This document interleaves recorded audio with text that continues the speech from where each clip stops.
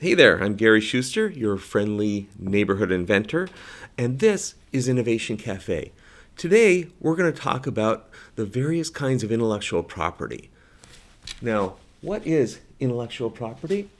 Intellectual property, put briefly, is something that anyone can copy and copy without taking away your copy, but for government laws preventing it. So if I were to say, take your shoes, would you still have a pair of shoes? No, of course not. I would have your shoes. You would no longer have that pair of shoes. Now, if you were to take a photograph of me, please do. I'm very, very photogenic. But if you were to take a photograph of me, you would still have your copy of the photograph even if I went and copied it and sent that copy to 1,000 people. 1,000 people could have it, and you would still have your copy. So what do we take away from that? We take away from that intellectual property is simply a set of laws designed to allow you to keep the benefits and the profits and whatever other rights that you think you should have, and the government agrees, with the things that came from your brain. Hence, intellectual and property. So let's start with the first kind of intellectual property. It's the one I'm most familiar with, which is patents. Now, I did do a video, I'll link it down below, on the 3 different types of patents, and I'm going to hit them really quickly here. There's a utility patent. A utility patent is something that, big surprise, has utility. A utility patent does something. It has a function. So an improved muffler for a car would be covered by a utility patent. Same thing with a bicycle. Say you improve the gear system. That's a utility patent kind of thing. Next kind of patent, design patents. Now these protect the ornamental design of a thing. So let's go back to the bicycle, right? Now, say I come up with a special little curly-Q thing that attaches to the steering, to the handlebars of the bicycle. And it has a lot of ornamental value, but it doesn't change the function of the bicycle at all. I could file for a design patent on that. There's such a thing as plant patents, which is exactly what it sounds like, a patent on a plant. There are then trademarks, right? And what is a trademark? Well, a trademark is designed to prevent consumers from becoming confused as to the origin of goods or services.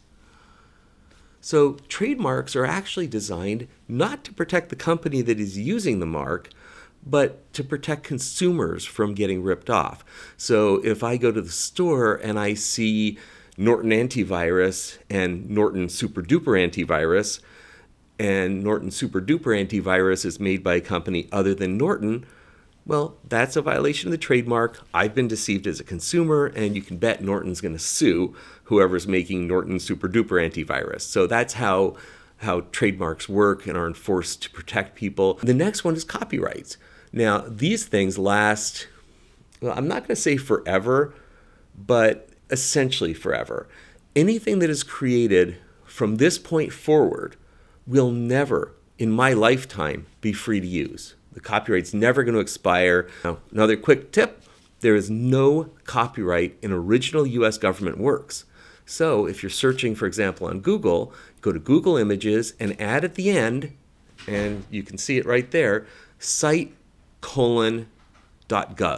And then double check that it's actually a US government site and it's not a work on that site that the US government licensed. But it's a pretty good way to find free stuff.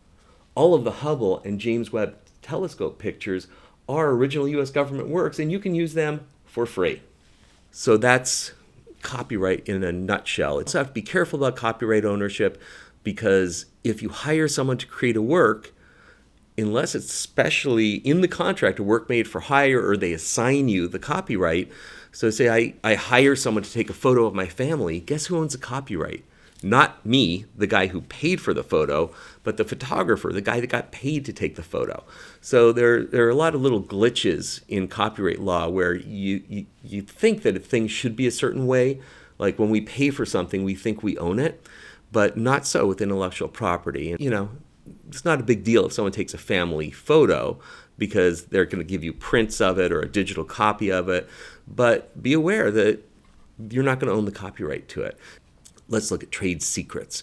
Now, this is kind of cool because the US government passed something called the Defend Trade Secrets Act.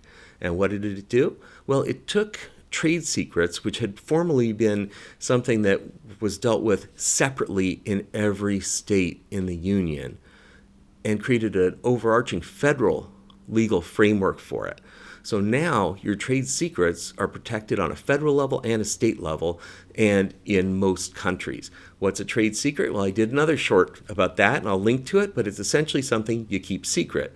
No one else can steal it without getting sued, but if someone develops it on their own, then they're okay. Think about the formula for Coca-Cola as being sort of the archetypal trade secret. So those are the main kinds of intellectual property that are out there. The thing to remember about intellectual property is it's entirely ephemeral. If the government changes the rules about intellectual property, your rights to monetize that property might disappear. Intellectual property law is extremely territorial, meaning the effect of the law stops at the shores of the United States.